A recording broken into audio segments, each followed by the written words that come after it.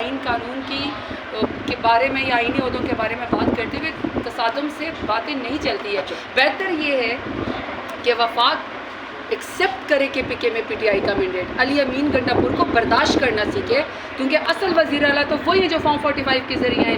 اب آپ سمجھتے ہیں فارم 47 والوں کی عزت اور فارم 45 والوں کو آپ دھمکیاں لگائیں, اس طرح نہیں نظام چلنے والا. خواجہ آصف صاحب نے اسمبلی فلور پہ ایک اسٹیٹمنٹ دیا ہے کہ مروت صاحب کو اس لیے پارٹی سے فارغ کیا گیا کہ انہوں نے مجھ سے 5-6 منٹ کی ملاقات کی تھی, یہ جمہوری رویہ نہیں ہے. آپ اس پہ کیا کہتے ہیں؟ دیکھیے, یہ جمہوری رویہ تو اس کو بات کرنی چاہیے جن کی اپنی پارٹی میں وہ ہو جمہوری رویہ ہو. ان کی پارٹیاں تو پیپلز پارٹی اور پی ایم ایل این کی جو ہے وہ تو خیر سے موروثی پارٹیاں ہیں, شاید گدی نشینی میں چینج ہو گئی. بجاتے رہی ہیں تالیاں اپنے ینگسٹر جو خاندان شریفہ اور خاندان زرداری کے بچوں کے آگے.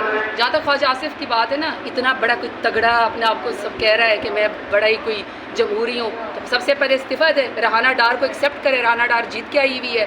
ریحانہ ڈار کے گریبان میں ہاتھ ڈلوا کے پولیس کے ذریعے سمجھتا ہے اس کو کوئی سیاسی برتری حاصل ہو گئی ہے. میں خواجہ آصف کو معتبر ہی نہیں سمجھتی ہوں کہ میں اس کی بات کا جواب. اچھا میڈم, ایک سوال یہ ہے کہ شبلی فراز اور اسد کیسر کے درمیان دوبارہ پارٹی کے اندر جو ہے ایک اختلاف ہوا ہے اور سخت جملوں کا تبادلہ ہوا ہے اسد کیسر صاحب اور شبلی فراز صاحب کے درمیان جو ہے. اچھا, مجھے نہیں پتا اس بات ہوا ہے, وہ بھی شیر افضل مروت کے ہی معاملے کو لے کر. نہیں, مجھے بالکل اس بات کا نہیں پتا.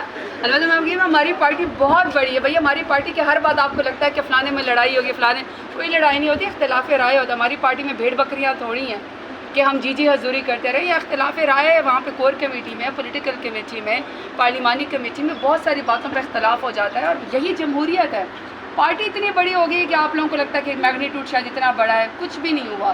کوئی تلواریں تھوڑی آپس میں نکالے. کسی بات پہ اگر آرگیومنٹ ہو جاتا تو میرے خیال میں اس کو پازیٹیو لینا چاہیے. خواجہ آصف صاحب نے جو ایک اسٹیٹمنٹ دیا ہے جنرل ایوب خان کے حوالے سے کہ ان کی قبر کو نکالا جائے, قبر سے نکال کی لاش کو, اور اس کو پھانسی دینی چاہیے, یہ آپ سمجھتے ہیں یہ بہتر اسٹیٹمنٹ ہے؟ میں ایک بات بتاؤں, یہ ملک جس روش پہ چل پڑا ہے نا, پی ڈی ایم کو زبردستی کرسی مل گئی ہے نا, تو اپنا رویہ درست کریں.